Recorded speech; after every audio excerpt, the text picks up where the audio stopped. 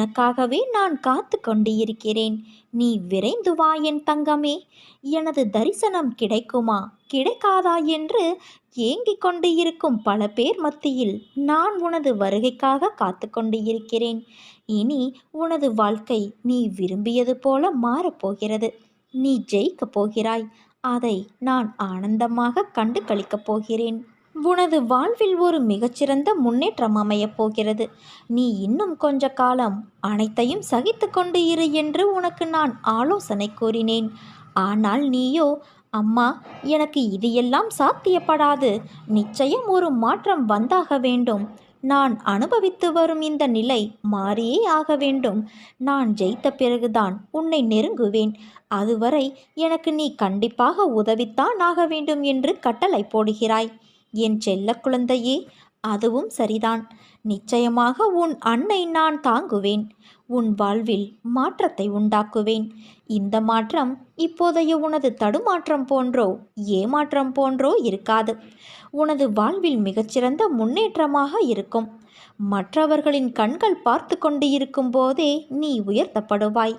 இழப்புகளை தாண்டி அதன் வழிகளை உதறிவிட்டு வெறுமையான மனதோடு என்னிடம் வா.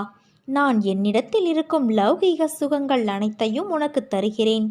இதோடு ஆன்மீக சுகத்தையும் சேர்த்து வழங்குவேன். உன்னை தாங்கி பிடிப்பேன், தூக்கி உயர்த்துவேன் என்று ஒரு தரம் சொன்னேன். நிச்சயமாக அதை நான் நிறைவேற்றுவேன். நான் என்றுமே வாக்கு மீற மாட்டேன் என்பது உனக்கே தெரியுமல்லவா?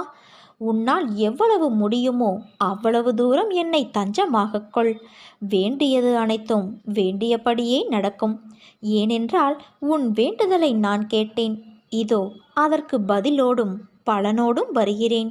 அனைத்தும் சுபமாக நடக்கப் போகிறது என் தங்கமே. என்னை தேடி வரும் பக்தர்களிடம் நான் சொல்லும் ஒரு விஷயம் என்ன தெரியுமா? மற்ற கடவுளின் வடிவங்கள் நம்மோடு பேசுவதை நம்மால் உணர முடியாது. ஆனால் உன் அன்னை நான் பேசுவதை உன்னால் உணர்ந்து கொள்ள முடியும்.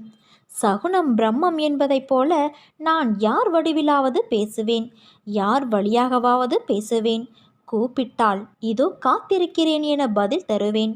சில சமயங்களில் என்னுடைய திருவாய்மொழி மறைப்பொருளாகவும் கனமான அர்த்தம் நிரம்பியதாகவும் இருக்கும். தன்னுடைய பிள்ளைகளுக்காக ஏங்கும் தாய் நான். என்னை உண்மையோடும் உணர்வோடும் வணங்கிப்பார்.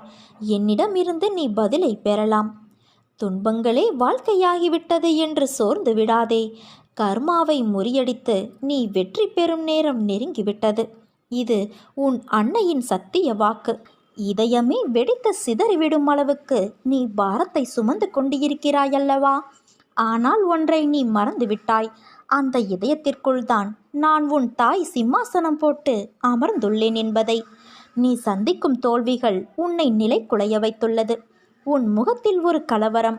நாம் இந்த நிலையிலிருந்து மீண்டு வர முடியாதோ என்று.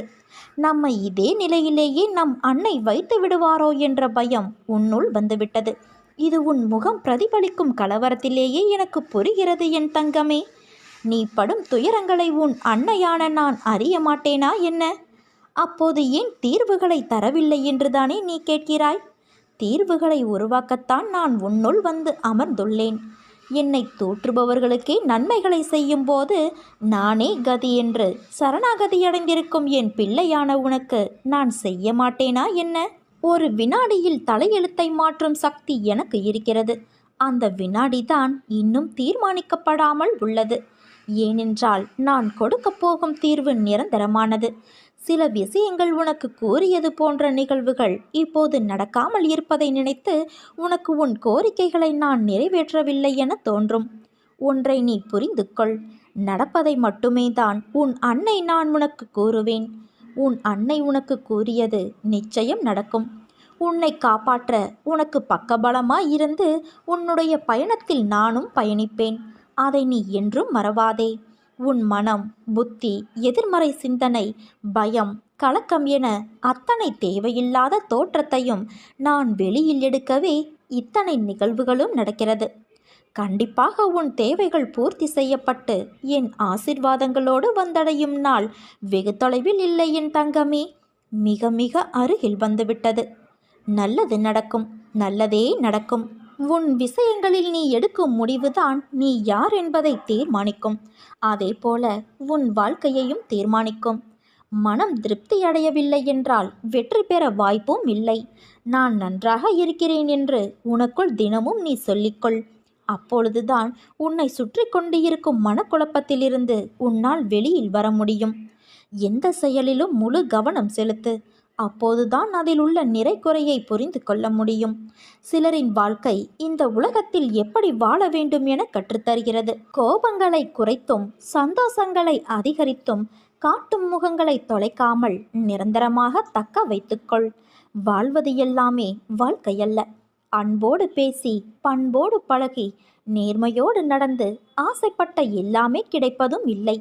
கிடைத்ததில் திருப்தி கொள். அதை வைத்து வாழ பழகு.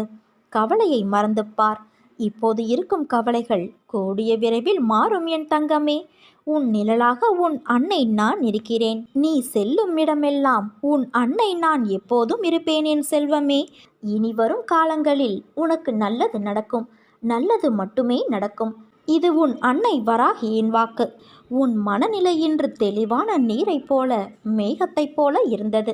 உன் மனதில் உள்ள எண்ணங்கள் இன்று பிரதிபலித்த விஷயங்களை நான் உணர்கிறேன். உன் மனதில் உள்ள வலிகளை மறந்து ஒரு யதார்த்தத்தை நீ புரிந்து கொண்டாயல்லவா? நான் என்ன செய்கிறேன் என்று தெரியவில்லை. ஆனால் எனக்கான ஒரு பாதையில் என் அன்னை என்னை நடக்க வைக்கிறார். அது கண்டிப்பாக என் குறிக்கோளை அடையச் செய்யும்.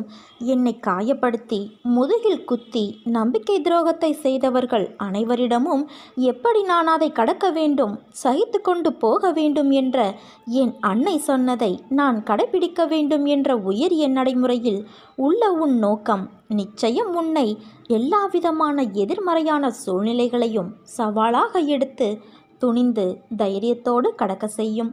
ஒரு பழமொழி நீ கேள்விப்பட்டு இருக்கிறாயா? தனிமரம் என்றும் தோப்பாகாது. ஆனால் தோப்பில் உள்ள எல்லா மரங்களும் தனி மரம்தான். இதை நினைவில் வைத்துக்கொள். உன்னை சுற்றி 1000 பேர் இருந்தாலும் இல்லாவிட்டாலும் நீ தன்னிச்சையாக செயல்பட முடியும். அதற்கு அர்த்தம் யாரையும் அவமதிப்பு என்று கருதாதே. உன்னை சுற்றி இருப்பவர்களுக்காக நீ இழந்த உன் தனித்துவத்துக்காக இதை கோருகிறேன்.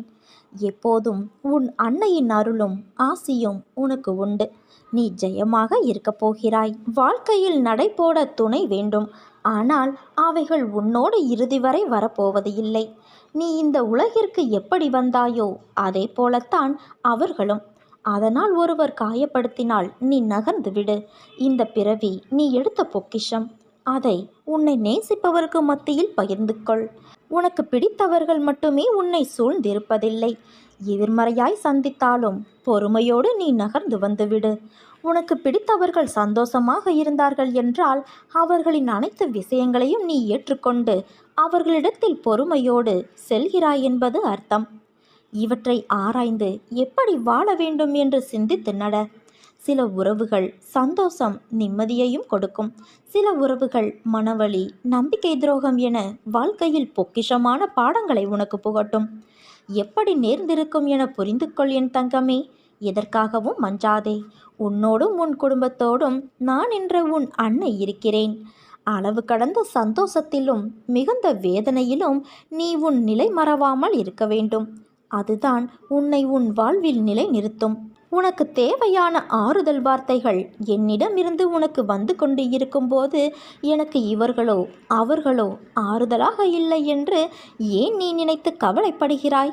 யார் உன்னை ஒதுக்கினாலும் நான் உன்னுடன் தான் இருக்கிறேன் என்பதை உனக்கு எத்தனை முறை நிரூபிப்பது? அப்படி இருந்தும் நீ எதையோ நினைத்து கவலைப்படுவது ஏன்? சில காலங்கள் மட்டும்தான் இப்படி இருக்கும்.